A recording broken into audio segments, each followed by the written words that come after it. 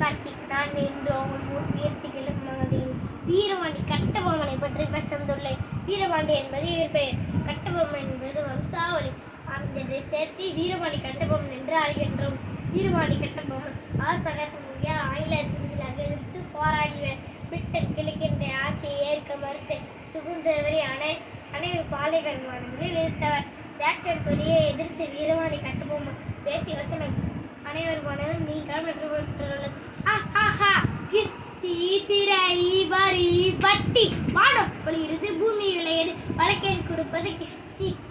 வீடு வயலுக்கு வந்தாயா ஏற்ற மேல்தாயா நீர் பாய்ச்சி வீடு வயல் அயல் கொண்டாயா நாட்டு நட்டாயா களை பறிச்சாயா கலிநாளனுக்கு கஞ்சி கலன் சுமந்தாயா அல்லது நீ மாமனா மச்சானா மாமனா மச்சானா மானம் கெட்டவனை எதிர்க்கு கேட்கிறாய் திரை யாரை கேட்கிறாய் வரி போர் அடுத்து வெக்கமிக்கும் வேலை நாட்டு உழவர் கூட்டம் வரைகிறேன் உடலை போரெடுத்து தலைகளும் குவித்து விடும் ஜாக்கிரதை.